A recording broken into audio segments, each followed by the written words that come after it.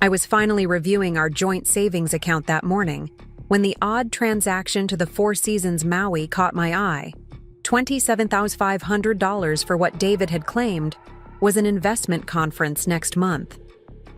As I dug deeper into our account history, my heart stopped.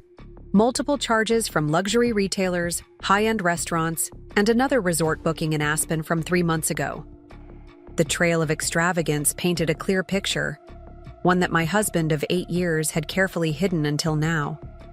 I'm Amy Parker, and this is how I discovered my husband was spending our life savings on lavish trips with his mistress, and how I orchestrated the perfect plan to take everything back. If this story resonates with you, make sure to subscribe and hit that notification bell, because tomorrow's story will leave you speechless. Now, let me take you back to where it all began. The morning started like any other at our Queen Anne townhouse in Seattle. David had already left for the office, kissing me goodbye while mentioning another late meeting at Parker Development Group. As a financial advisor at Horizon Tech, numbers were my world. So when our bank flagged unusual activity on our joint account, I decided to take a closer look. David had always handled our personal finances, insisting I was too busy with my own clients. Now I understood why. Sitting at our kitchen island, I scrolled through months of transactions, my coffee growing cold beside me. Designer boutiques in downtown Seattle, $4,800. Weekend getaway at Salish Lodge, $3,200. Private dining at Canlis, $1,250. Each charge. Told a story of secret indulgences that our supposed investment property funds were financing. But it was the upcoming Maui reservation that made my blood run cold. A luxury ocean view suite for two, definitely not meant for a business conference. My hands didn't shake as I picked up my phone to text Mike Thompson, our IT specialist at Horizon Tech and one of my closest friends. Need your expertise, urgent but quiet. His response came immediately. Lunch at the Daily Grind? I took one last look at the transaction history before grabbing my coat. The Seattle rain seemed fitting for the storm brewing inside me. The cozy coffee shop was quiet for a Tuesday. Mike sat in our usual corner, 2 lattes waiting.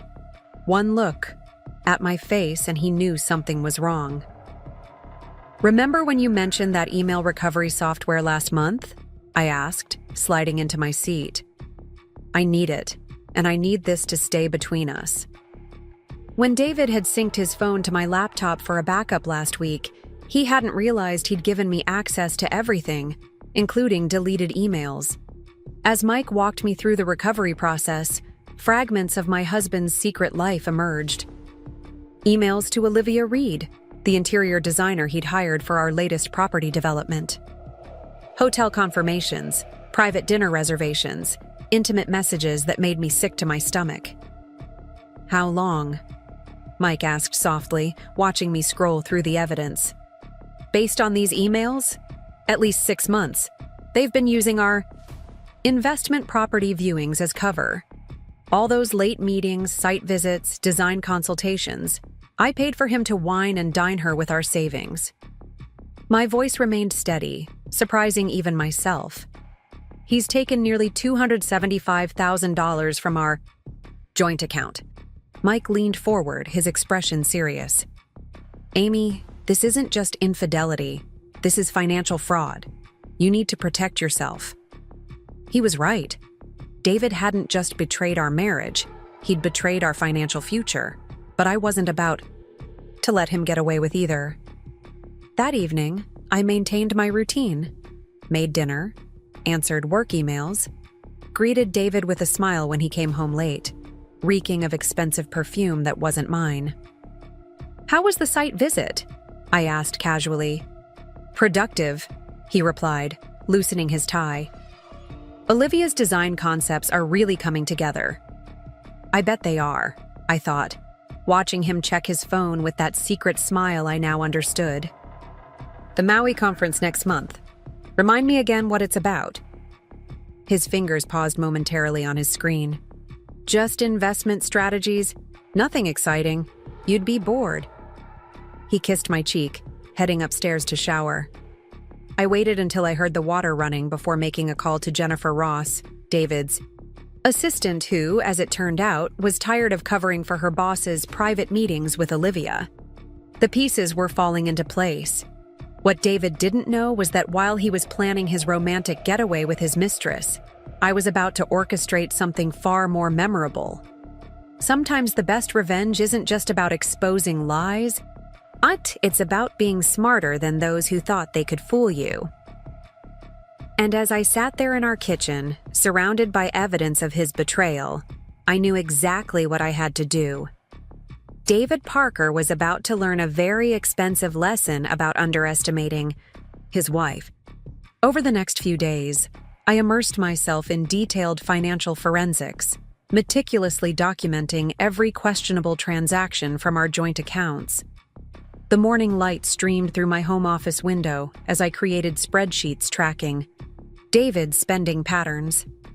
A weekend business retreat at Salish Lodge matched perfectly with an Instagram post Olivia had shared, a suspiciously similar mountain view tagged only as peaceful escape. The pieces were fitting together like a twisted puzzle. My phone lit up with a message from Jennifer, David's assistant. "Lunch today? Need to tell you something."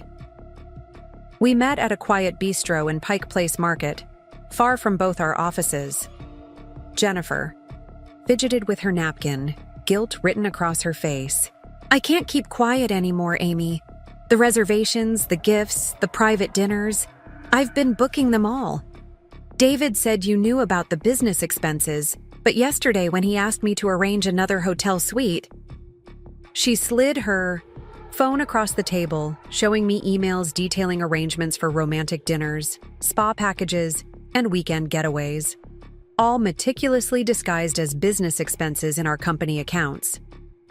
"There's more," Jennifer continued, her voice dropping. "Olivia's design firm isn't just getting contracts for interior work.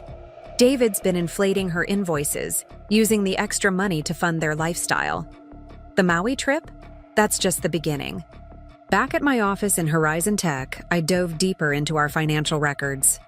David had always insisted on handling our investments, claiming his real estate expertise made him better suited for financial decisions. Now I understood why.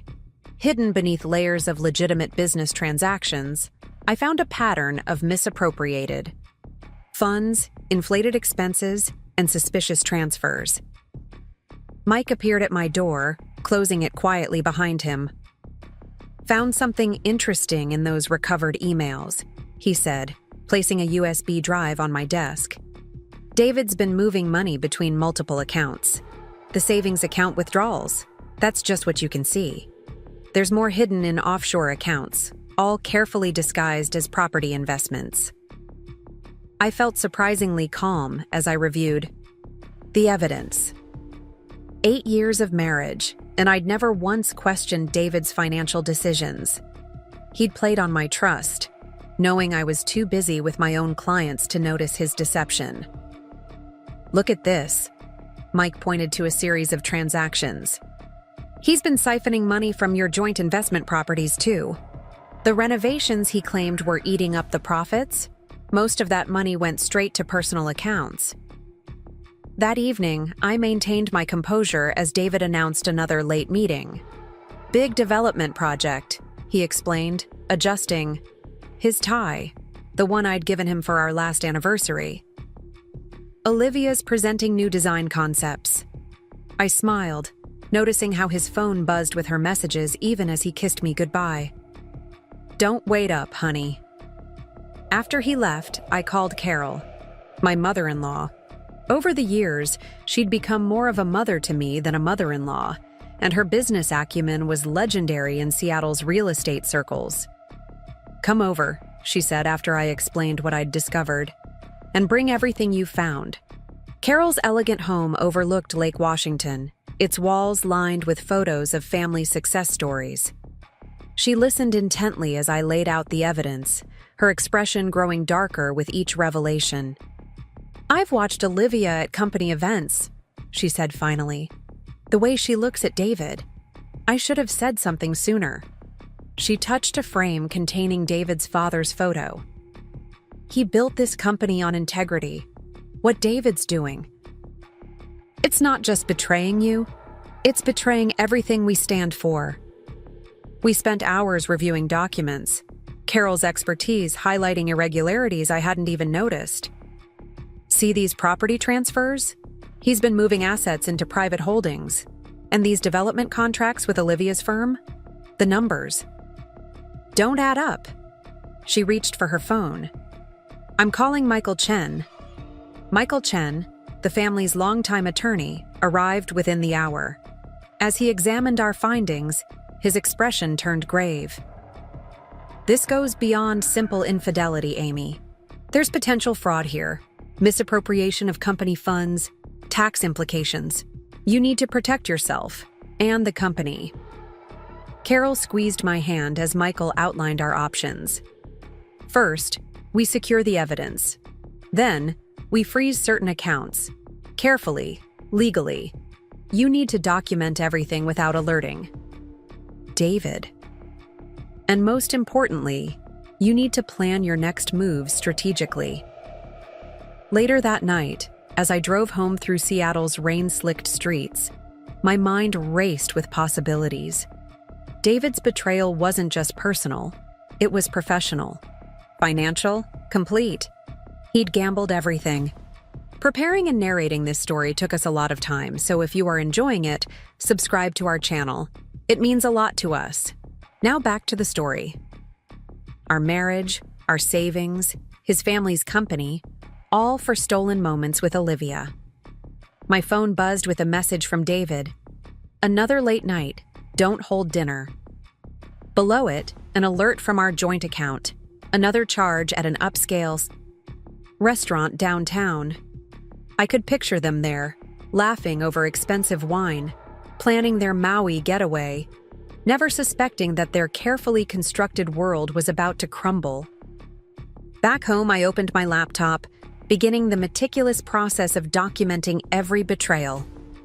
David thought he was cleverly hiding his deception behind business jargon and fake invoices. He'd forgotten one crucial detail. Numbers had always been my expertise. And while he was building his house of cards with Olivia, I was learning exactly how to make it fall. Morning light filtered through the blinds of my Horizon Tech office as I reviewed another set of suspicious transactions. The evidence against David was mounting faster than Seattle's notorious spring rain. Each financial record, every recovered email, painted a clearer picture of his elaborate deception. But I needed more. Undeniable proof that would leave no room for explanations or excuses. A soft knock at my door revealed Mike, clutching his laptop with an expression that told me he'd found something significant. Remember those encrypted files we couldn't access last week? He settled into the chair across from my desk, turning his screen toward me. Well, I managed to crack them. You're going to want to see this. The files contained years of correspondence between David and Olivia, long predating her official involvement with Parker Development Group. Their affair hadn't started 6 months ago as I'd initially thought. It had been going on for nearly 2 years, disguised behind legitimate business, transactions, and carefully crafted paper trails. My hands remained steady as I scrolled through email after email. Property viewings that never happened. Design consultations that were actually romantic getaways. Inflated contracts that funneled money into their secret accounts. They'd created an entire shadow business operation to finance their relationship, using company resources like their personal piggy bank. Jennifer appeared in my doorway, her face pale. Amy, David just called an emergency meeting with the board for next week. He's presenting a restructuring plan that would give him complete control over project budgets. If this goes through. She didn't need to finish. If David secured that kind of authority, tracking his financial misconduct would become nearly impossible. I reached for my phone, dialing Carol's number. Within an hour, I was seated in her lake house study, watching her face darken as she reviewed Mike's findings. The board meeting, she said finally, setting down her reading glasses. "He's trying to cover his tracks, but he's forgotten something crucial. I still hold controlling interest in the company." Carol's fingers flew over her keyboard, pulling up more records. "Look at this pattern. Every time Olivia's firm secured a contract, there was a corresponding deposit into an account in the Cayman Islands." David thought he was being clever, using international transactions to hide the money trail. But he didn't count on us finding this. A notification popped up on my phone, another charge at a high-end jewelry store downtown. "Let me guess," Carol's voice was ice. "A business expense for client appreciation?" I showed her the amount. $12,000. Apparently, appreciating Olivia's design work requires a platinum tennis bracelet. Michael Chen arrived as we were mapping out the full scope of David's financial web. The attorney's usually composed demeanor slipped as he reviewed our latest findings. "This is far worse than we initially thought. He's not just misappropriating funds, he's potentially committed wire fraud, tax evasion, and securities violations." We spent hours in Carol's study, building an airtight case. Each transaction we uncovered revealed new layers of deception. David hadn't just betrayed our marriage. He'd systematically abused his position, manipulated company resources, and violated countless regulations, all to maintain his facade of success and fund his relationship with Olivia. My phone lit up with a message from Mike. "Found something else. Their Maui reservation? It's not just a week. They've booked the suite for a month. David's planning to announce a lengthy business expansion trip at the board meeting." Carol's hand gripped my shoulder as she read the message. "A month in? Maui? Using company funds? Not if I have anything to say about it." She reached for her phone. "Time to call in some favors. Rebecca Turner at the SEC has been waiting for a case like this." As evening approached, I returned to my office, my mind processing everything we'd uncovered. Through my window, I could see David's car still parked at Parker Development Group, another late meeting with Olivia no doubt in progress. My computer pinged with an email from Jennifer. She'd found more hidden correspondence, including plans for David and Olivia to view potential properties in Maui. They weren't just planning a vacation. They were scouting locations for a new life. Mike appeared with fresh coffee and more revelations. "I traced the money from your joint savings. David's been moving it through multiple accounts, trying to hide the trail. But look where it ends, up." He pointed to a series of transactions, all leading to a private account in Olivia's name. "They've been planning this for months. The Maui trip isn't just a getaway, it's an escape." I felt a strange calm as I absorbed this information. David thought he was orchestrating the perfect exit strategy, using our savings and company funds to build a new life with Olivia. He had no idea that while he planned his escape, I was building something much more powerful, an ironclad case that would bring his entire house of cards crashing down. As Seattle's evening traffic hummed below, I began organizing our findings into a comprehensive report. Every transaction, every email, every piece of evidence carefully documented and cross-referenced. David and Olivia had spent 2 years weaving their web of deceit. They were about to learn that sometimes the deadliest predator is the one they never saw coming. My phone buzzed with a dinner reservation confirmation. David's automatic notification for another business dinner at our favorite restaurant. The same restaurant where he'd proposed 8 years ago. Now he was taking Olivia there, probably sitting at our special table, planning their future with money he'd stolen from our past. The pieces were falling into place faster than I'd anticipated. Carol's connections, Mike's technical expertise, Jennifer's inside information, and my financial knowledge formed a perfect storm of revelation. David had played a dangerous game, betting that his wife was too trusting, too busy, too naive to uncover his schemes. What he'd failed to realize was that while he was building his perfect escape with Olivia, he'd given me everything I needed to ensure he'd never get away with it. The board meeting wouldn't just expose his affairs, both financial and personal. It would become the stage for his complete undoing. The morning of the board meeting arrived with an unexpected sense of clarity. I sat in my Horizon Tech office, reviewing the final pieces of evidence we'd gathered. The Seattle skyline, usually shrouded in morning mist, stood sharp and clear against the blue sky, a perfect metaphor for how everything had suddenly come into focus. Mike rushed in, his expression urgent. "You need to see this right away." He pulled up a series of emails on his tablet. David just moved another $500,000 into that Cayman account. But here's the interesting part. It's not just their getaway money. They've been using company funds to set up a competing development firm in Maui. The emails revealed an elaborate plan. David and Olivia hadn't just been planning a luxurious escape. They'd been systematically laying groundwork for a new business venture. Using contacts from Parker Development Group, they'd already secured several potential clients and properties, all while using company resources and our savings to fund their setup costs. A knock at my door revealed Jennifer, her face flushed with excitement. The board members are starting to arrive early. And Amy, I overheard David practicing his presentation. He's planning to announce a new international division of the company, with him and Olivia at the helm. He's going to try to legitimize everything they've done. Carol called next, her voice tight with controlled anger. "I'm meeting with the major shareholders now. They've seen the preliminary report. To say they're furious would be an understatement." She paused, and I could hear papers shuffling. Rebecca from the SEC is here too. She's particularly interested in those offshore transfers. I gathered my materials, each document carefully organized and annotated. 2 years of deception laid bare in spreadsheets, emails, and bank statements.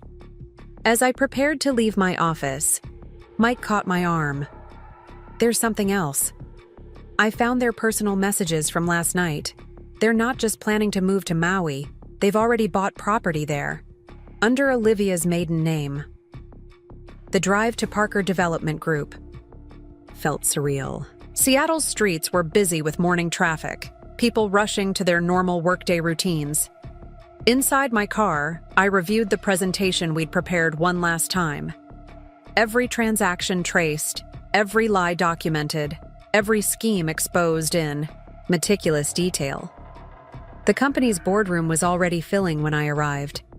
David stood at the front, arranging his presentation materials, looking confident in his expensive suit. Olivia sat nearby, presumably ready to present their design concepts for the new international division. Neither of them noticed me slip into the back of the room. Carol entered with the shareholders and SEC representatives, her expression carefully neutral. I watched David's face as he registered their presence, saw the first flicker of uncertainty cross his features. This wasn't the audience he'd been expecting for his carefully planned announcement. "Before we begin," Carol's voice cut through the murmured conversations, "there's been a change to today's agenda." She nodded to me, and I moved toward the front of the room, USB drive in hand. "Our financial advisor has uncovered some concerning irregularities that require immediate attention." David's face paled as I connected my laptop to the presentation screen. "Amy, what are you doing?" he whispered as I passed him. "What's going on?" Olivia shifted nervously in her seat, her hand instinctively touching the new tennis bracelet at her wrist. The first slide appeared, a comprehensive timeline of every misappropriated fund, every falsified expense, every hidden transfer. "Over the past 2 years," I began, my voice steady, "systematic financial fraud has been perpetrated against both this company and its shareholders." For the next hour, I laid out our findings. The fake business trips that were actually romantic, getaways, the inflated contracts that funneled money into private accounts, the offshore transfers disguised as international investments, the competing business they'd been secretly establishing with stolen company resources. David attempted to interrupt several times, but Carol's sharp glance kept him silent. Olivia's perfectly maintained composure cracked as I revealed their Maui property purchase, complete with photos of the beachfront house they'd bought using embezzled funds. The SEC representatives took extensive notes, while the shareholders' expressions grew increasingly thunderous. When I finished, the room sat in stunned silence for several moments. David finally stood, straightening his tie. "I can explain everything. These allegations are completely—" "Save it for your lawyer," Carol cut in, nodding to the security team that had quietly entered the room. "The board has already voted. You're both suspended pending a full investigation, and the authorities have some questions about those offshore accounts." As security escorted David and Olivia out, I could hear them beginning to turn on each other.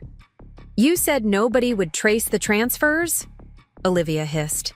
"You promised me everything was properly hidden." David's response was lost as the boardroom doors closed behind them. Carol hugged me tightly once they were gone. "Well done," she whispered. "But this is just the beginning. They'll try to fight back, claim misunderstandings, or set up." She smiled grimly. "Good thing we have absolutely everything documented." My phone buzzed, Mike sending confirmation that all company accounts had been secured, all access revoked. Jennifer appeared with more documents, evidence of last-minute attempts by David to move additional funds. The SEC team was already diving into the offshore accounts, their expressions suggesting they'd found even more than we had. Back in my office that evening, I watched as David's personal belongings were packed up from his corner suite. Through the windows, I could see Olivia's car still in the parking lot, probably trying to salvage what she could from her firm's contracts. My phone showed multiple missed calls from both of them. Desperate attempts to explain, to negotiate, to manipulate the situation one last time. Instead of responding, I focused on the final phase of our plan. While they'd been dreaming of their Maui escape, I'd been building something far more substantial, a complete restructuring proposal for the company, one that would protect it from ever being exploited like this again. The city lights began to twinkle on as I completed the last details. David had spent years underestimating me, assuming I was too trusting or too busy to notice his deception. He'd forgotten one crucial detail. In his rush to fund his new life with Olivia, he'd given me everything I needed to destroy his old one. I walked into our Queen Anne townhouse that evening to find David waiting, his perfectly tailored suit wrinkled, his usual confidence shattered. "You had no right," he started, rising from the kitchen island. "Those were private business matters. You've ruined everything." The laugh that escaped me held no humor. Private business matters? Is that what we're calling embezzlement and fraud now? I set my briefcase down, deliberately removing my coat as Seattle's rain pattered against the windows. "Or maybe you mean your private business with Olivia." His face flushed with anger. "You don't understand. Olivia and we had real plans, visions for expanding the company. You've destroyed potential opportunities that could have benefited everyone." He reached for me, but I stepped back, maintaining the distance between us. "Real plans?" I pulled out my phone, scrolling through photos. "Like this beachfront property in Maui? The one you bought with our savings and company funds? Tell me, David, how exactly would your secret love nest benefit everyone?" The color drained from his face as I showed him the property records, the transfer documents, all bearing Olivia's maiden name. "That's private property. You had no right to access those records." His voice held a tremor now, the first crack in his polished facade. "Actually, I had every right. You used our joint savings, David. Money we earned together. Money meant for our future." I moved to the kitchen, calmly pouring myself a glass of water. "Though I suppose I should thank you. If you hadn't gotten sloppy with the Maui transfers, I might never have discovered just how deep your deception went." My phone buzzed. Carol sending updates about the SEC investigation. they'd frozen all the suspicious accounts, including the ones David thought were perfectly hidden. His own phone kept lighting up with messages, probably Olivia panicking about their crumbling plans. "We need to talk about this rationally." David tried a different approach, his tone shifting to the one he used to smooth over difficult client meetings. "I know you're hurt, but destroying my career, my reputation, that's not the answer." I turned to face him fully. "Your career? Your reputation? You destroyed those yourself, David. Every time you stole from the company. Every time you lied to the board. Every time you used our money to fund your affair." My voice remained steady, even as his composure cracked further. "Olivia understands me," he snapped, mask finally slipping. "She sees my vision, supports my ambitions. While you were buried in your spreadsheets at Horizon Tech, she was helping me build something bigger." "Building something bigger?" I pulled up the evidence on my tablet. "Is that what you call draining our accounts? Using company resources to set up your secret escape plan? Tell me, did Olivia understand she was participating in federal crimes? Or did you lie to her about that too?" The doorbell rang before he could respond. Michael Chen stood outside with 2 police officers, search warrant in hand. "Mr. Parker," Michael's tone was professionally cold. "The authorities have some questions about certain financial transactions." I watched as they led David away, his threats and protests fading into the rainy evening. Upstairs, I began methodically, packing his belongings, each item a reminder of our shared life, now tainted by his betrayal. My phone kept buzzing with messages, Mike confirming more evidence found, Jennifer reporting Olivia's hysterical exit from her office, Carol coordinating with the investigation team. A new message lit up my screen. "Olivia," surprisingly. "This isn't over. You have no idea what you've done." Attached was a photo of documents, records she claimed would prove their business plans were legitimate. I forwarded it straight to Michael, adding to the mounting evidence of their desperation. The next morning, Seattle's business community buzzed with news of the scandal. David's arrest made headlines, his carefully crafted reputation shattered by revelations of fraud and embezzlement. Olivia's design firm faced its own crisis as clients rushed to distance themselves from the controversy.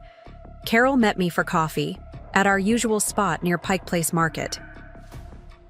"The SEC is having a field day with those offshore accounts," she reported, sliding a thick folder across the table. "They've uncovered even more than we found. Seems David and Olivia had quite the elaborate plan for their new life." I reviewed the documents, each page revealing new layers of their deception. Property purchases, shell companies, hidden accounts, all meticulously arranged to support their escape. They really thought they'd get away with it, I mused, watching Seattle's morning crowd hustle past our window. "People like them always do," Carol sighed, stirring her coffee.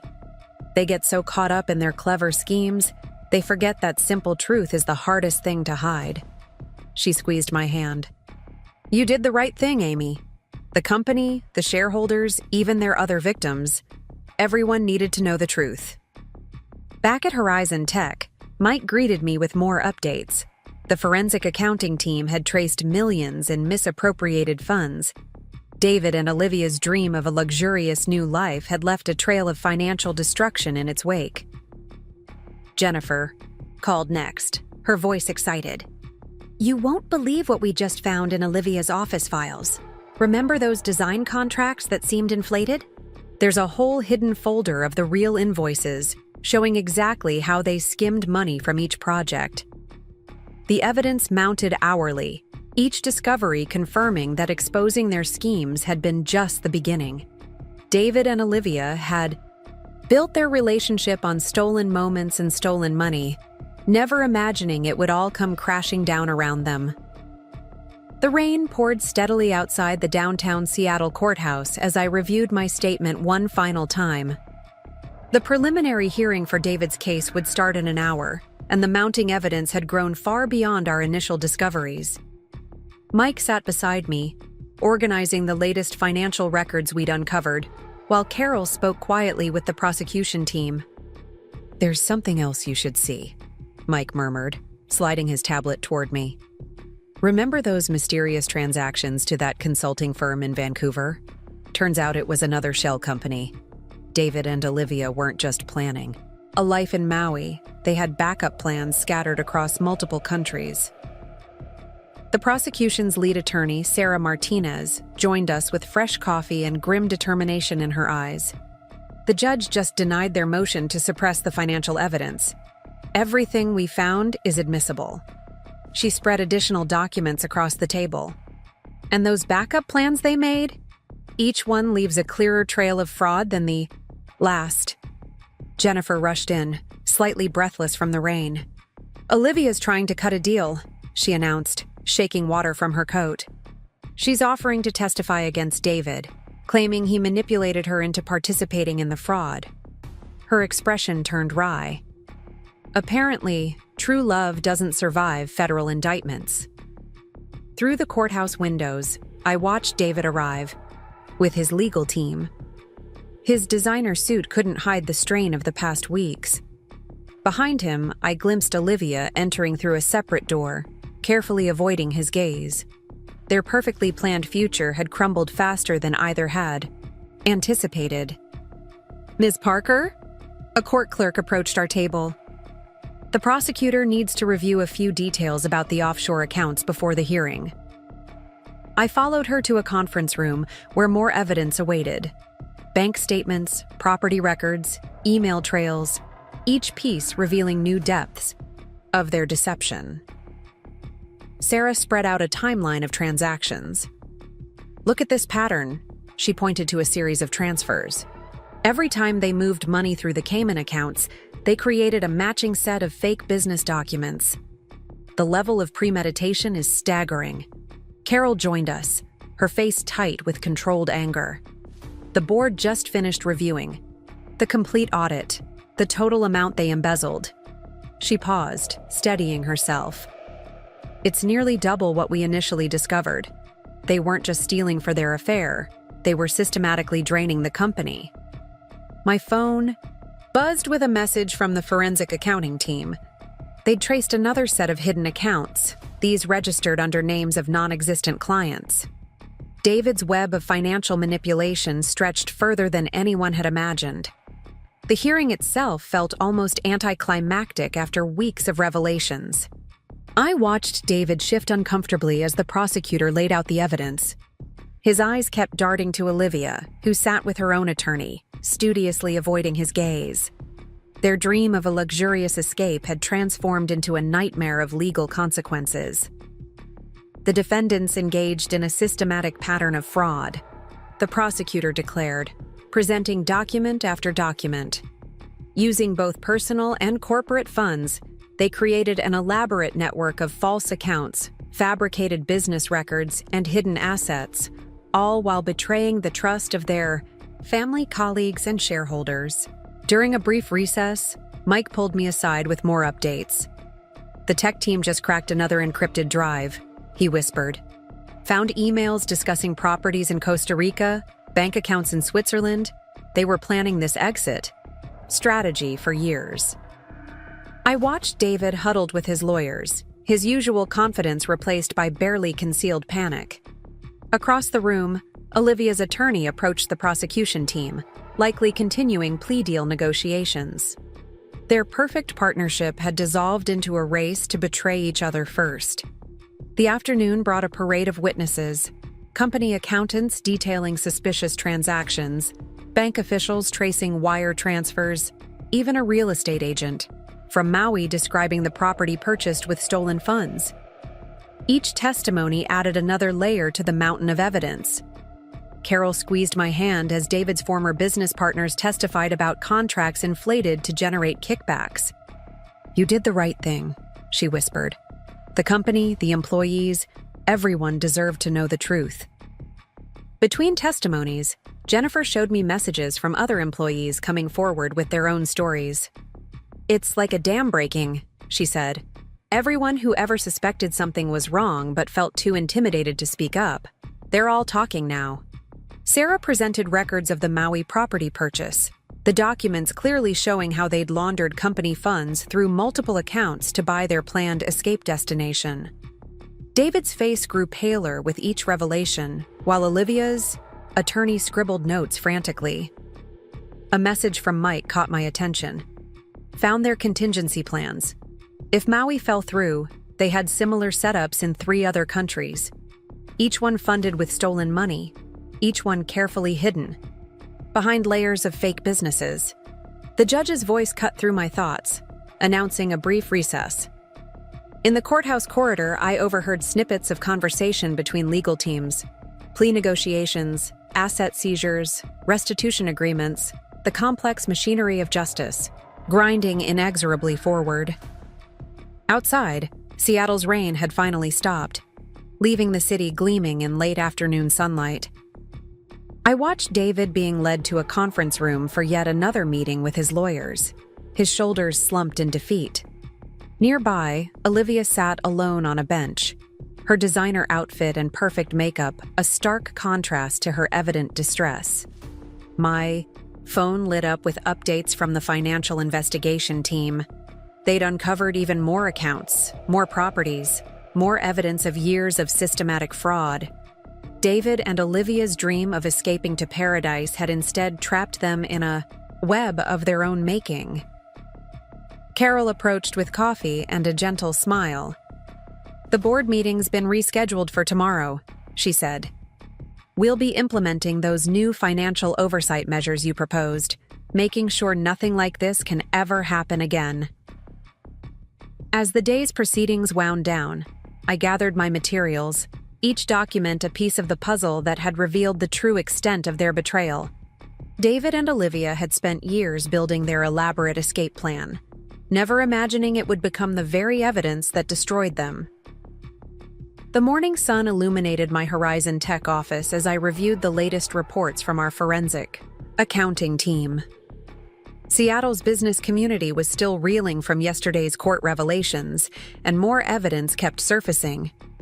A soft knock on my door revealed Mike, his expression suggesting another breakthrough. "We found their communication platform," he announced, placing his laptop on my desk. "They thought using encrypted messaging would keep everything hidden, but they forgot about the cloud backups." The messages revealed years of careful planning, each detail of their deception meticulously documented in their own words. Sarah Martinez called from the prosecutor's office, her voice tense with excitement. Olivia's attorney reached out again. She's willing to provide complete access to all her financial records, including accounts we hadn't discovered yet. She's throwing David under the bus entirely. The evidence painted an even darker picture than we'd imagined. Beyond the embezzlement and fraud, they'd been systematically undermining the company's legitimate projects, steering clients toward their secret venture. Each message showed their calculated betrayal of everyone who had trusted them. Jennifer appeared in my doorway, clutching a stack of files. "The auditors found something in the international accounts. Remember those business development trips to Asia? They were actually viewing properties in Thailand, setting up another escape route." My phone buzzed with updates from Carol. The board had received anonymous tips from other employees, each one revealing new layers of deception. Private meetings that never happened, contracts that existed only on paper, a whole shadow operation running parallel to legitimate business. "Ms. Parker?" A voice called from reception. 2 FBI agents stood waiting, their expressions serious. "We need to discuss some international transactions we've traced." The investigation had expanded beyond local jurisdiction, revealing a network of financial manipulation spanning multiple countries. The conference room felt smaller as the agents laid out their findings. Wire transfers to Singapore, property purchases in Bali, shell companies in Panama. David and Olivia's contingency plans stretched across the globe. Each discovery revealed more stolen funds, more elaborate schemes to hide their tracks. "They really thought this through," Agent Torres remarked, spreading out transaction records. Every account had a cover story, every transfer disguised as legitimate business. But they got sloppy near the end, rushed their timeline when they thought Maui was a sure thing. Carol joined us mid-briefing, her face tight with controlled anger. The shareholders are demanding a complete audit of every project David ever handled. We're finding irregularities dating back years. She placed another folder on the growing pile of evidence. The rental properties, the development deals, everything needs to be reviewed. Outside the window, I could see David's now empty parking space at Parker Development Group. His company car had been repossessed, his office sealed for investigation. Olivia's design firm faced its own crisis. As clients rushed to distance themselves from the scandal, a message from Mike caught my attention. Found encrypted emails between them and a property developer in Greece. Another backup plan, another trail of misappropriated funds.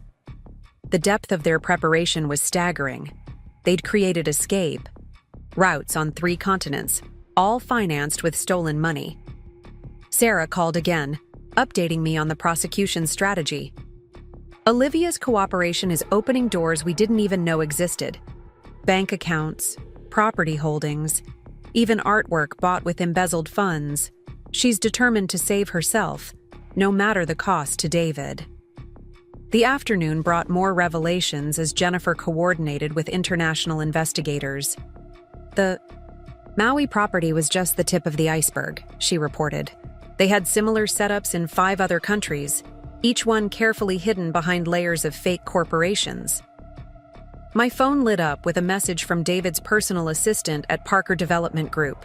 She'd found documents he'd tried to destroy, records of meetings with offshore bankers, plans for transferring assets beyond legal reach. Their perfect escape plan had left an increasingly clear trail of evidence. Carol organized an emergency board meeting to address the expanding scope of the investigation.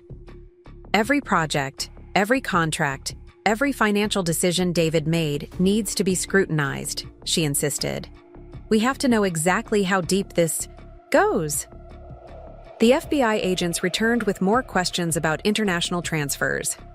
Each answer revealed new threads to unravel, new schemes to investigate. David and Olivia's dream of a secret paradise had spawned a complex web of financial crimes that now stretched across borders and jurisdictions. Late afternoon brought another wave of evidence as Mike's team cracked more encrypted files. They had a whole timeline planned, he explained, showing me detailed spreadsheets. Dates for transferring assets, closing accounts, disappearing completely. They were weeks away from pulling the trigger. My office phone rang, Olivia's attorney, requesting another meeting. Her client was ready to provide full details of their Swiss accounts, properties in the Mediterranean, everything they'd hidden during their years of planning. The partnership built on betrayal was dissolving into mutual recrimination. Seattle's evening traffic hummed below as I reviewed the day's discoveries with Sarah. The fraud charges alone could put them away for years, she noted. Add in the international financial crimes, the tax evasion, the systematic theft of company resources, they'll be lucky to see daylight this decade. A final message from Jennifer completed the day's revelations. Surveillance footage from high-end retailers, showing David and Olivia shopping for their new life, all funded with stolen money. Watches, jewelry, designer clothes, everything charged. 2 accounts filled with embezzled funds. The sun set over Elliott Bay as I gathered my notes, each page documenting another layer of their deception.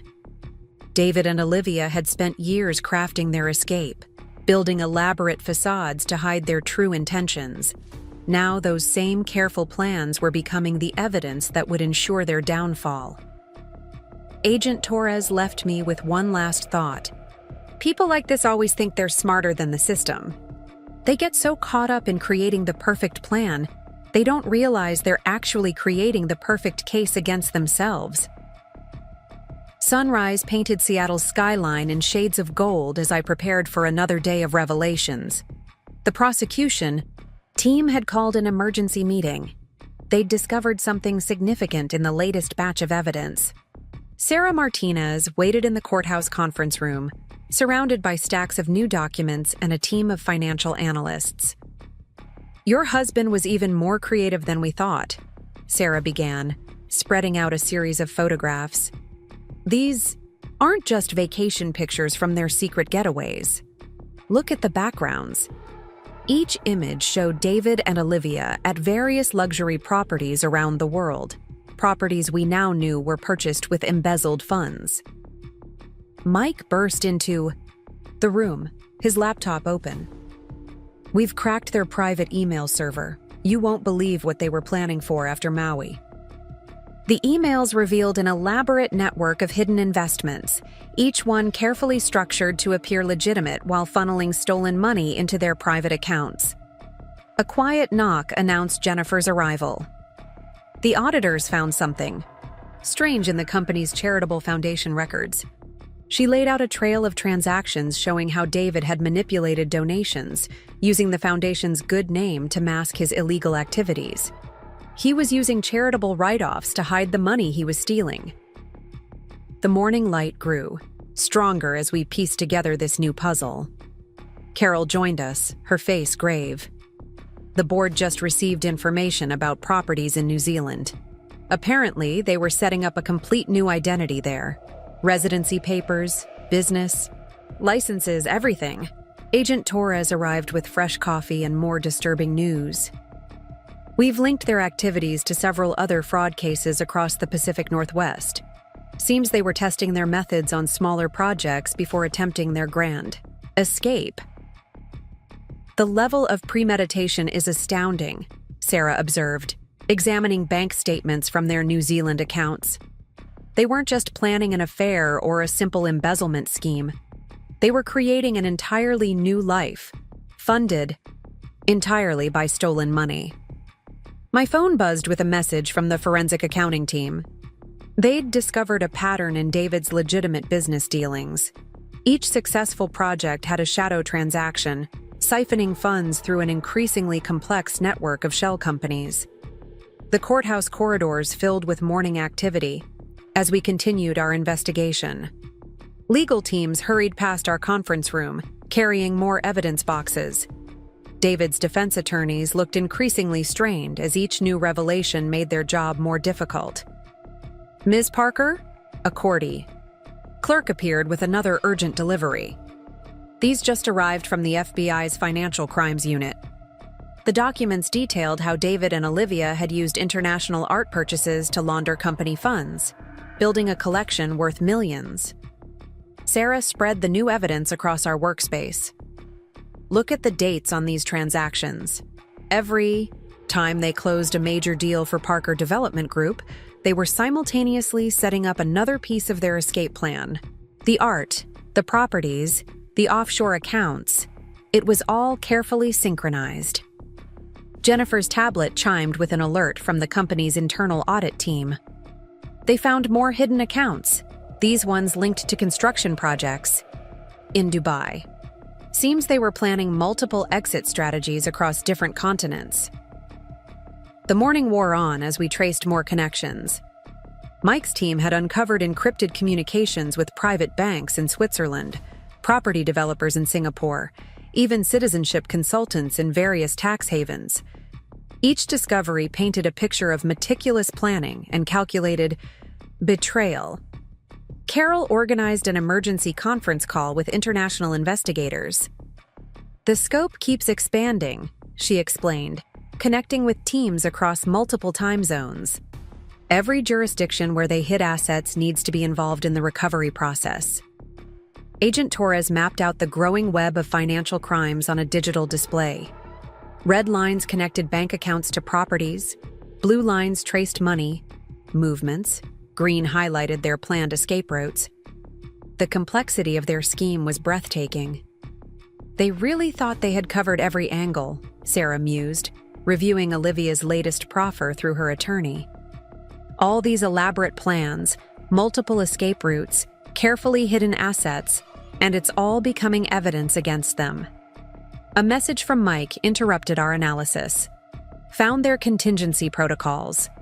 If one escape route failed, they had 3 others ready to activate.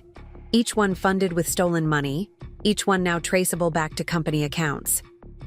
The afternoon sun cast long shadows as we compiled our findings for the prosecution. David's perfect plan had spawned an intricate network of financial crimes, each layer revealing new evidence of their calculated deception. Jennifer appeared, with surveillance footage from high-end jewelry stores in various cities.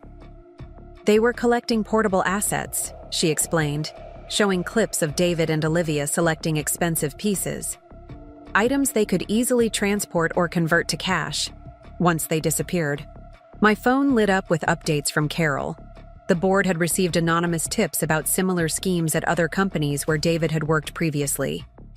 His pattern of financial manipulation stretched back further than anyone had suspected. Sarah organized the growing mountain of evidence into clear categories: financial fraud, money laundering, tax evasion, international financial crimes. Each charge supported by meticulous documentation of their activities. The setting sun painted Seattle's skyscrapers in shades of amber as we wrapped up another day of discoveries. Tomorrow would bring more revelations, more evidence of their elaborate planning, more proof of their systematic betrayal. Agent Torres left us with a final observation. In all my years investigating financial crimes, I've never seen anything quite like this. They weren't just planning an escape. They were trying to build an entirely new reality, all of it funded by other people's money. Seattle's courthouse hummed with tension as the final hearing approached. The prosecution team had assembled an overwhelming case, each piece of evidence meticulously organized to reveal the full scope of David and Olivia's crimes. Sarah Martinez stood at the conference room window, reviewing her opening statement, while the morning fog lifted over Elliott Bay. "The art collection alone is worth millions," she remarked, gesturing to photographs spread across the table. Paintings, sculptures, rare antiquities, all purchased with embezzled funds and hidden in private storage facilities around the world. They weren't just stealing money, they were converting it into untraceable assets. Mike rushed in, his expression animated. "Just intercepted emails between them and a private bank in Singapore. They were planning to move everything there next month. Accounts, investments, their entire financial portfolio." The timing revealed how close they'd come to executing their escape plan. Agent Torres joined us, carrying files marked with international customs seals. Customs traced their recent travels, private viewings of exclusive properties in Bali, meetings with offshore bankers in Geneva, consultations with citizenship advisors in multiple countries. They were methodically creating exit strategies. Carol arrived with the latest findings from the corporate investigation. The board uncovered a pattern in their real estate developments. Each legitimate project had a hidden component, properties purchased through shell companies and held under false names. They built a shadow real estate empire using company resources. Jennifer appeared with surveillance footage from high-end hotels across the Pacific Rim. "Look at these dates," she said, pointing to timestamps. Every business trip included secret meetings with financial advisors, property agents, art dealers. They were systematically converting stolen funds into physical assets. "The level of planning is extraordinary," Sarah observed, examining records of their international transactions.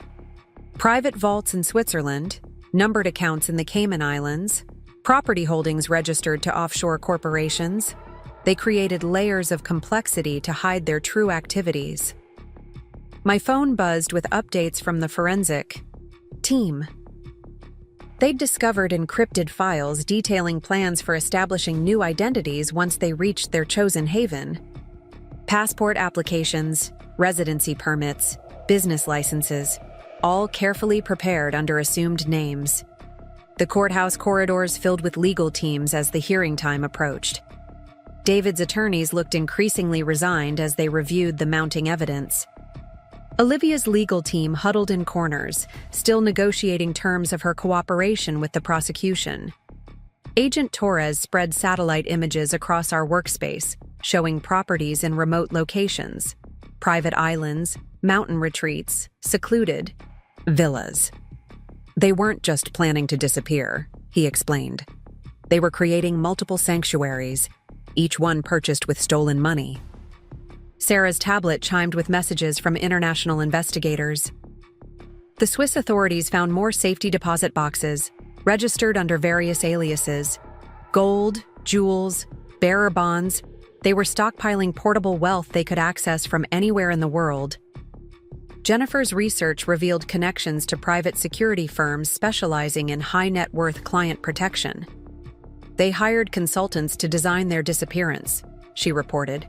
Experts in helping wealthy individuals vanish completely, leaving no financial footprint. The morning light strengthened as we assembled the final presentation. Each document, each photograph, each piece of evidence told part of a story of calculated betrayal and meticulous planning. David and Olivia had spent years creating their escape route, never imagining it would become the roadmap to their downfall. Carol organized an emergency meeting with international banking investigators. The scope of their financial manipulation crossed every major financial center, she explained.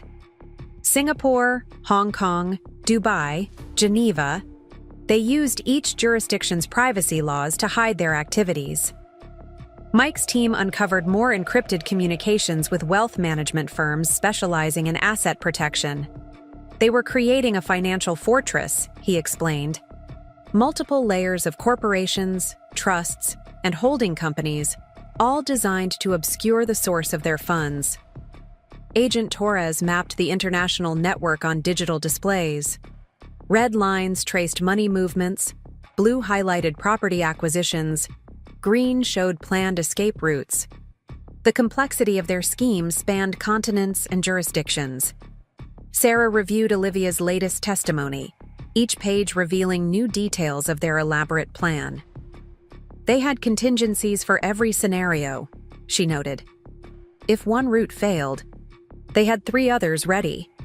If one account was frozen, they had backups in different countries.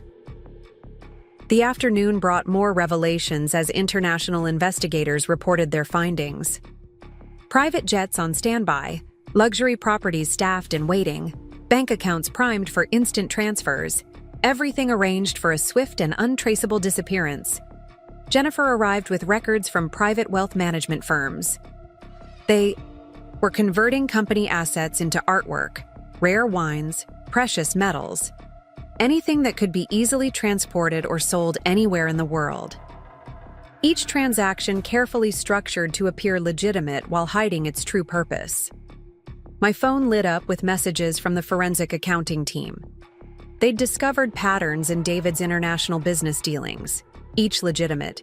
Transaction had a hidden component, moving stolen funds through an increasingly complex maze of offshore accounts. Carol coordinated with legal teams across multiple jurisdictions. Every country where they hid assets needs to be involved in the recovery process, she explained. The prosecution has to show how they used international banking systems to conceal their crimes. The setting sun cast long shadows through the courthouse windows as we prepared for tomorrow's final hearing. David and Olivia's dream of a perfect escape had created a perfect trail of evidence, each careful step documented in meticulous detail. Agent Torres summarized our findings. They spent years building this plan, creating layers of deception and false identities. But in trying to make their escape untraceable, they actually documented every aspect of their crimes. Sometimes the perfect plan becomes the perfect evidence. The final hearing began under gray Seattle skies. The courtroom, packed with spectators eager to witness the culmination of what had become the city's most talked-about financial scandal. David sat with his legal team, his once immaculate appearance showing signs of strain. Across the aisle, Olivia perched nervously beside her attorneys, carefully avoiding eye contact with her former partner in crime. Sarah Martinez approached the podium, her voice clear and confident as she addressed the court. Your Honor, What began as a simple case of marital infidelity revealed itself to be one of the most sophisticated financial fraud schemes ever uncovered in the Pacific Northwest. She gestured to the evidence displays, each screen showing different aspects of their criminal enterprise. Agent Torres watched from the gallery as federal prosecutors outlined the international scope of their investigation. The defendants didn't just steal money, the lead prosecutor explained. They created an elaborate network of shell companies, hidden accounts, and false identities spanning 4 continents. A murmur rippled through the courtroom as the first pieces of evidence were presented. Satellite images of luxury properties, banking records from offshore accounts, surveillance footage from private meetings with financial advisors. Each exhibit revealed another layer of their methodical planning. Carol squeezed my hand as photographs of their secret art collection appeared on the screens. Millions in paintings and sculptures, all purchased with stolen funds and stored in private vaults around the world. David shifted uncomfortably in his seat as the prosecutors detailed how company money had financed his expensive taste in fine art.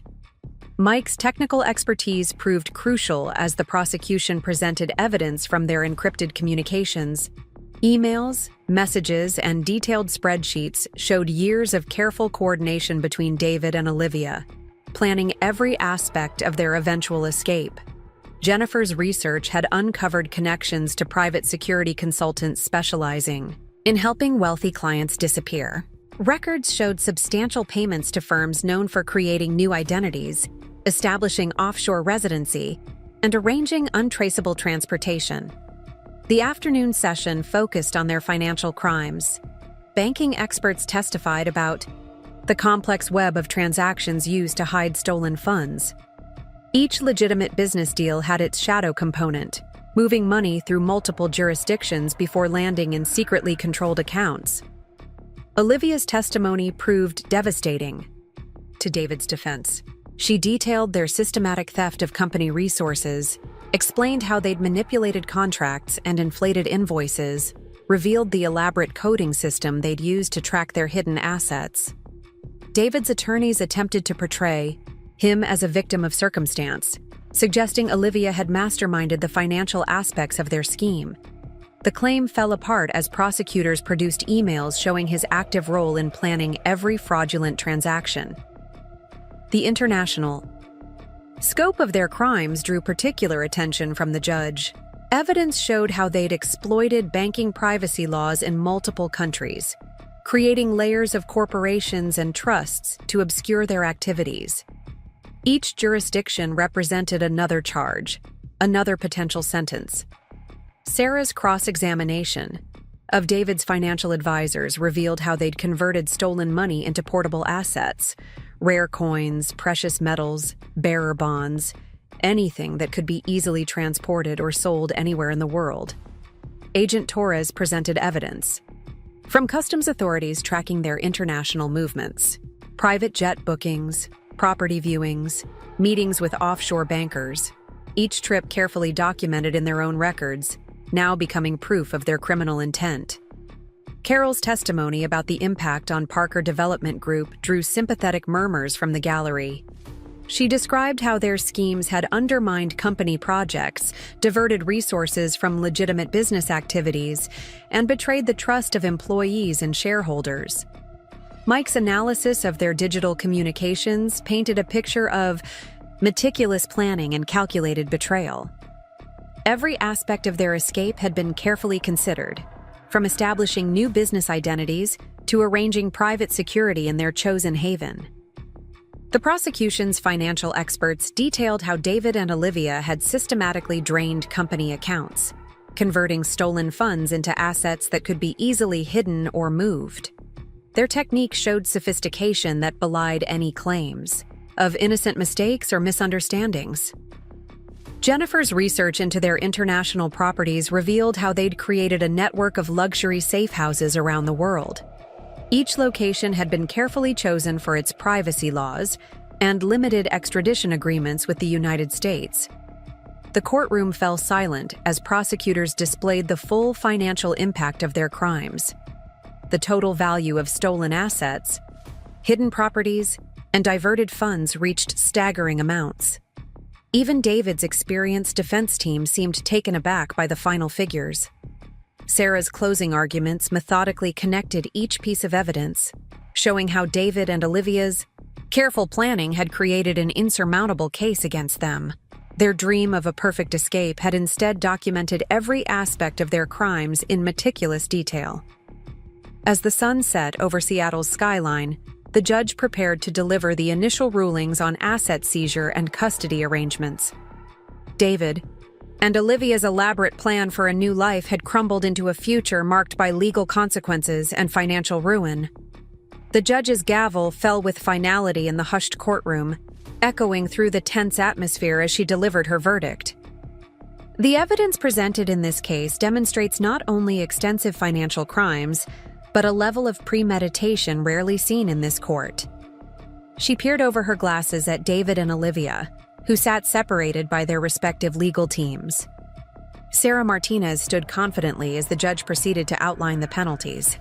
Asset forfeiture would be complete and immediate. Every property, account, and investment traceable to their criminal activities would be seized. The international reach of their scheme had triggered additional federal charges, each carrying substantial prison terms. Mike leaned forward in the gallery, watching as David's face drained of color with each pronouncement. The technical evidence he'd uncovered had proved crucial, showing years of calculated planning through encrypted communications and hidden financial records. Their digital trail had become an unbreakable chain of proof. Agent Torres moved quietly through the courtroom, coordinating with international law enforcement representatives. Recovery teams were already moving to secure properties and assets across multiple jurisdictions. The luxurious safe houses David and Olivia had prepared for their escape would now be sold to help repay their victims. Carol sat beside me, her expression stern as the judge detailed how their crimes had impacted Parker Development Group. The company would implement sweeping reforms, including new oversight measures and transparency requirements. The legacy of David's betrayal would reshape corporate governance for years to come. Jennifer's careful documentation of their activities proved invaluable as the court outlined specific instances of fraud. Each faked invoice, inflated contract, and hidden transaction she'd uncovered added weight to the prosecution's case, leaving no room for claims of misunderstanding or mistake. The afternoon brought a parade of impact statements from those affected by their crimes.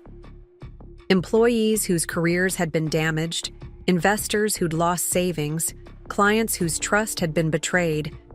Each story painted a picture of widespread harm caused by their selfish schemes. Olivia's plea agreement provided little comfort as the judge announced her reduced but still substantial sentence. Her cooperation had earned some leniency, but the scope of her involvement precluded any chance of avoiding prison time. Her perfectly maintained composure finally cracked as the reality of her situation sank in.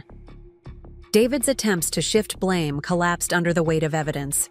His own meticulous record-keeping, intended to track their hidden assets, had instead created an unmistakable timeline of criminal intent. Each careful plan for their future now served as proof of their guilt. The international recovery effort continued as legal teams coordinated across time zones. Luxury properties in Bali, numbered accounts in Switzerland, art collections and private vaults, all would be liquidated to help make restitution to their victims. Their dream of an opulent escape had become a liquidation sale. Sarah's prosecutorial strategy had proved flawless, connecting each piece of evidence into an unbreakable chain. The judge particularly commended the thoroughness of the financial investigation, noting how their own precautions had created the strongest evidence against them. Mike's technical analysis revealed the full scope of their planning. Encrypted messages showed how they'd researched privacy laws, planned escape routes, arranged for new identities, each careful step now serving as proof of their criminal enterprise. Agent Torres provided updates on the international asset recovery. Teams had already secured properties in New Zealand, frozen accounts in Singapore, and located hidden vaults in Geneva. Their global network of safe havens had become a map for law enforcement. Carol organized immediate measures to stabilize Parker Development Group. New leadership would be appointed, contracts reviewed, and client relationships rebuilt. The company would survive, strengthened by lessons learned from their betrayal. Jennifer's research proved invaluable in tracing the full extent of their crimes. Her careful documentation showed how they'd manipulated company resources, diverted funds, and created false records to hide their activities. Each discovery added years to their sentences. The judge's final remarks addressed the sophisticated nature of their scheme. The careful planning, the international scope, the complex financial manipulations, all demonstrated a level of criminal enterprise that demanded significant punishment. Outside the courtroom, Seattle's rain matched the somber mood as reporters gathered to cover the verdict. The case had captured public attention, becoming a cautionary tale of greed, betrayal, and justice in the corporate world. Sarah coordinated with international prosecutors to ensure all aspects of their crimes would face consequences. Different jurisdictions would pursue additional charges, preventing any possibility of finding safe haven after serving their primary sentences. Mike's team continued analyzing recovered data, uncovering new details about their planned escape. Each discovery showed how thoroughly they'd prepared, never imagining their careful planning would become evidence of their crimes. Agent Torres worked with financial crime specialists to track remaining assets. Their investigation had revealed how David and Olivia had converted stolen funds into easily transportable wealth, precious metals, rare coins, bearer bonds, all now subject to seizure. The corporate response focused on rebuilding trust and implementing reforms. New oversight, committees, enhanced audit procedures, and strict financial controls would prevent similar schemes from succeeding in the future. Jennifer's evidence tracking system became a model for future fraud investigations. Her meticulous documentation showed how complex financial crimes could be unraveled by following digital trails and connecting seemingly unrelated transactions. The afternoon waned as final arrangements were made for David and Olivia's transfer to federal custody. Their dream of escaping to a luxury hideaway had ended in standard-issue prison uniforms and separate facilities. As Seattle's evening traffic hummed outside, the last details of asset seizure were arranged. Properties would be sold, accounts liquidated, hidden wealth recovered and returned. Their years of careful planning had created not an escape, but a comprehensive guide to their own downfall. 1 year after the verdict, I stood in my new office at Horizon Tech, now expanded to include oversight of corporate financial compliance. The Seattle skyline stretched before me, the morning sun reflecting off buildings that held so many memories of the past year's transformation. The changes weren't just professional, they reached into every aspect of our financial industry. Sarah Martinez had established a specialized task force focused on detecting similar fraud schemes. "Your case changed how we investigate financial crimes," she told me during our monthly update meeting. "The techniques we developed to uncover their network are now standard procedure across multiple jurisdictions." Mike's cybersecurity innovations, born from unraveling David and Olivia's digital deceptions, had revolutionized fraud detection. Major corporations now used his methods to protect themselves against sophisticated financial schemes. "Every secure transaction, every protected account," he explained, "makes what they did a little harder to repeat."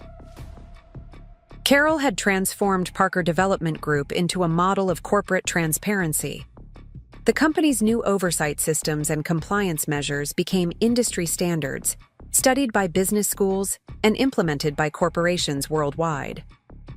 "Sometimes," she observed, "the best reforms come from learning the hardest lessons." Jennifer's methodical approach to documenting financial irregularities had developed into a comprehensive training program. She now taught other companies how to spot the warning signs we'd missed for so long. "Knowledge is power," she reminded her students. "The more people who understand these schemes, the fewer victims there will be." Agent Torres kept me updated on the international impact. Financial crime units across the globe had strengthened their cooperation, closing the loopholes David and Olivia had tried to exploit. Their planned escape routes had become a roadmap for preventing future fraud. The recovered assets continued providing restitution to their victims. Each seized property, liquidated account, and recovered investment helped repair the damage they'd caused. Their dream of luxury had transformed into a fund for making amends. David and Olivia served their sentences in separate federal facilities. Their partnership dissolved into mutual recrimination. The last I heard, they both spent their days in prison libraries, perhaps studying how their perfect plan had become the perfect evidence. My own life had taken unexpected turns. The skills I'd developed investigating their crimes led to opportunities I'd never imagined. Major corporations sought my advice on protecting their assets, while law enforcement agencies requested my insight into complex fraud cases. The profound impact of their scheme continued rippling through the financial world. Banks enhanced their security measures, corporations strengthened their oversight, and regulatory agencies increased their vigilance. Each improvement made the next potential fraud a little harder to accomplish. Carol's prediction had proved true. From darkness, we had created light. Parker Development Group emerged stronger, its new leadership committed to maintaining the highest standards of corporate integrity. The company's renaissance became a case study in recovering from betrayal. Mike's technical innovations earned international recognition. His methods for tracking digital financial crimes were now taught in cybersecurity programs worldwide. Every secure system, he noted, makes the next David and Olivia work a little harder. Jennifer's documentation system evolved into sophisticated fraud detection software. Her attention to detail had created tools that could spot suspicious patterns long before they developed into full-blown criminal enterprises. The courthouse where everything had ended now hosted regular seminars on preventing financial fraud. Legal professionals, corporate executives, and compliance officers studied how David and Olivia's scheme had unraveled, learning to protect their own organizations. Seattle's business community had emerged stronger, more vigilant, and more connected. Regular meetings between corporate leaders, law enforcement, and financial regulators ensured that suspicious patterns would be spotted and investigated quickly. The international financial community implemented stricter controls on property purchases and asset transfers. The global network David and Olivia had tried to exploit now worked against others who might follow their example. As sunset painted Seattle's skies in brilliant colors, I reflected on how a simple discovery of misused savings had exposed an international criminal enterprise. Their careful plans, meant to ensure their escape, had instead ensured their downfall. Their story became a warning to others who might contemplate similar schemes. Each new security measure, oversight protocol, and regulatory requirement made their type of fraud more difficult to accomplish and easier to detect. The final chapter of their story wasn't about punishment or revenge. It was about transformation. From their betrayal came stronger protections, better oversight, and renewed commitment to corporate integrity. Sometimes the best response to darkness is to create more light. Up next, you've got 2 more standout stories right on your screen. If this one hit the mark, you won't want to pass these up. Just click and check them out.